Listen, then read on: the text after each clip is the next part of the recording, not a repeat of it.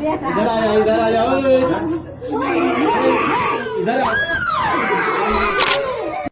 बाज जैसा आसमान का राजा जो मौत से भी लड़ सकता है। महज 2 सप्ताह की उम्र होती है जब उसे जिंदा रहने के लिए जंग लड़ना शुरू करना पड़ता है। महज 2 सप्ताह की उम्र में ही उसे जिंदा रहने के लिए सबसे पहले अपने ही भाइयों और बहनों से लड़ना पड़ता है, क्योंकि उनमें से जो एक जिंदा बचेगा वही करेगा आसमान पर राज। दोस्तों, इस वीडियो को देखते हुए स्किप मत कीजिएगा, क्योंकि आज हम जिस पक्षी के बारे में बताने जा रहे हैं उसके ऊपर रिसर्च करने के लिए हमारी टीम ने उसके करीब रहने की कोशिश की और ऐसी जानकारी इकट्ठा करने के बाद हमने इस वीडियो को तैयार किया है, इसलिए वीडियो को पूरा देखिएगा। तो हम बात कर रहे हैं दुनिया के सबसे खतरनाक पक्षी और आसमान का राजा कहलाने वाले बाज की। उसकी उम्र महज 15 दिनों की होती है जब उसे आसमान पर राज करने के लिए ट्रेनिंग देनी शुरू कर दी जाती है। जिस ऊंचाई पर एक वयस्क चील, गिद्ध या फिर कौवा अपनी पूरी जिंदगी में कभी नहीं पहुंच पाता, उस ऊंचाई पर उस नन्हे से मेहमान की ट्रेनिंग शुरू होती है। जमीन से लगभग 2 से 3 किलोमीटर की ऊंचाई, कई किलोमीटर प्रति घंटा की तेज रफ्तार हवा, एक नन्ही सी जान और उसके कोमल से पंख। मादा बाज अपने इस नन्हे से जान को जमीन से इतनी ऊंचाई पर तेज रफ्तार चल रही हवाओं के बीच तैरने के लिए छोड़ देती है।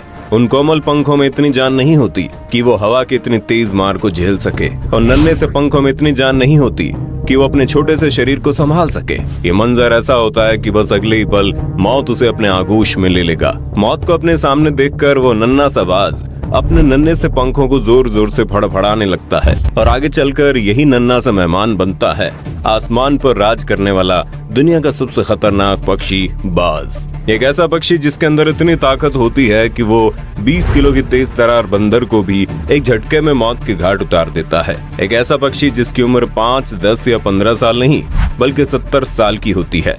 एक ऐसा पक्षी जिसे जिंदा रहने के लिए अपने ही मुंह को लहूलुहान करना पड़ता है, अपने ही पंखों के लिए नोचना पड़ता है। एक ऐसा पक्षी जिसकी जिंदगी पूरी दुनिया में सबसे अधिक संघर्ष वाली होती है।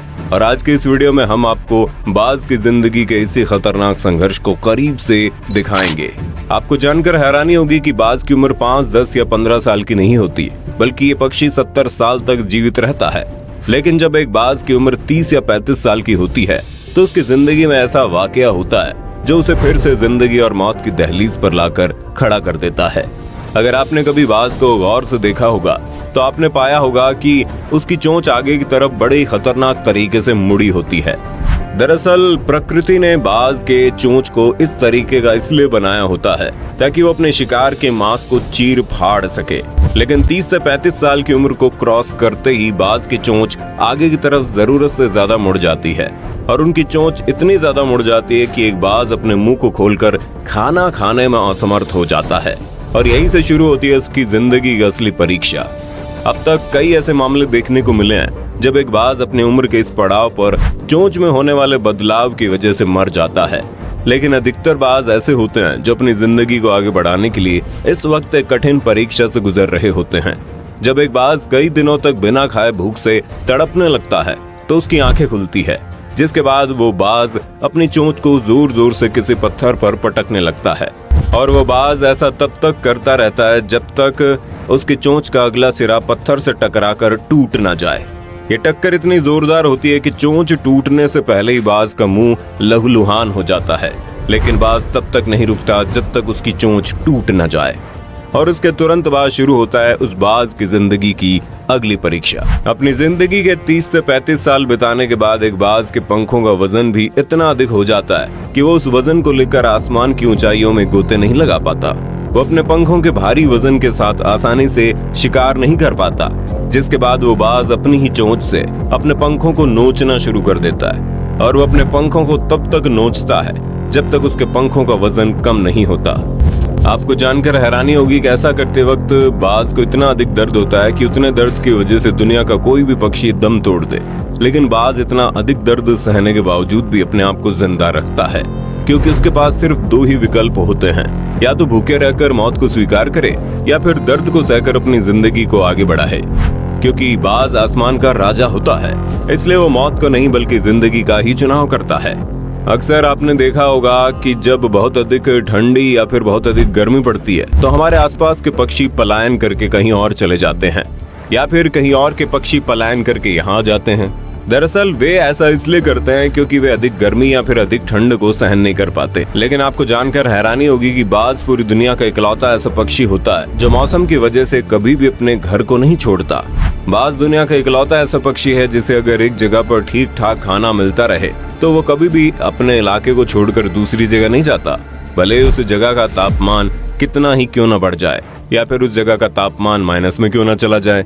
बाज अपने आप को मौसम के हिसाब से एडजस्ट करके एक ही जगह पर रहना पसंद करता है। आपको जानकर हैरानी होगी कि बाज दुनिया के उन पक्षियों में से एक है जिसका घोंसला पूरी दुनिया में सबसे बड़ा होता है। इनका घोंसला कितना बड़ा होता है इसका अंदाजा आप इसी से लगा सकते हैं कि उसमें एक 6 फीट का इंसान भी बड़ी आसानी से समा जाए।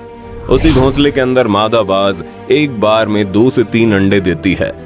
लगभग 30 से 35 दिनों तक अंडों की देखभाल करने के बाद उनमें से नन्हे मेहमान निकलते हैं। हालांकि उन नन्हे मेहमानों की खातिरदारी बहुत ही बुरे तरीके से होती है। जन्म के लगभग कुछ ही सप्ताह बाद उन भाई बहनों में एक जंग छिड़ती है। नियम के मुताबिक उन तीनों को आपस में तब तक लड़ना होता है जब तक उनमें से सभी को मारकर कोई एक जिंदा न बच जाए। जब इन बच्चों में जंग चल रही होती है तो उनके माँ बाप वहीं बैठे होते हैं, लेकिन वे इंटरफेयर नहीं करते। अंत में जो बच्चा बचता है, यानी जो बच्चा सबसे ताकतवर होता है, उसी को आसमान पर राज करने के लिए तैयार किया जाता है। जिसके बाद उस ताकतवर बच्चे को, यानी कि उस मासूम से ताकतवर बच्चे को आसमान में लगभग 2 से 3 किलोमीटर की ऊंचाई पर ले जाकर अपने पंखों को मजबूत करने के लिए छोड़ दिया जाता है। अब आप अंदाजा लगा सकते हैं कि आसमान पर राज करने वाला दुनिया का सबसे खतरनाक पक्षी यूं ही तैयार नहीं होता। खैर, ये तो हो गई बाज की जिंदगी से जुड़ी कुछ बातें, लेकिन अब हम आपको बताएंगे बाज से जुड़ी कुछ खास बातें जिसके बारे में अधिकतर लोगों को पता नहीं रहता। दोस्तों, बाज से जुड़ी जो सबसे खास बात होती है वो होती है उसकी तेज और खतरनाक नजरें। वैसे तो दुनिया के सभी पक्षियों की नजर बहुत तेज होती है, लेकिन बाज इस मामले में सभी का बाप होता है। आपको जानकर हैरानी होगी, बाज की आंख को इस तरीके से डिजाइन किया जाता है कि वो एक साथ 2 चीजों पर फोकस कर सकता है। आसान शब्दों में कहें, जैसे अभी हम अपने पास की चीजों को देखते हैं तो दूर रखी हुई चीज को ऑटोमेटिक ब्लर हो जाती है, यानी कि धुंधली हो जाती हैं। और अगर हम दूर की चीजों को देखते हैं तो पास में रखी हुई चीज हमें धुंधली दिखाई देने लगती है। लेकिन बाज एक साथ दूर और पास रखे हुए दोनों चीजों को फोकस करके देख सकता है और इसकी नजर इतनी तेज होती है कि आसमान में 3 किलोमीटर की ऊंचाई से भी घास में छुपे हुए चूहों को देखकर उसे पकड़ सकता है। आपको जानकर हैरानी होगी कि फिलीपींस और उसके आसपास के द्वीपों पर बाज की एक प्रजाति पाई जाती है जो पूरी दुनिया का सबसे बड़ा बाज कहलाता है। उस बाज का नाम फिलिपीनी बाज है।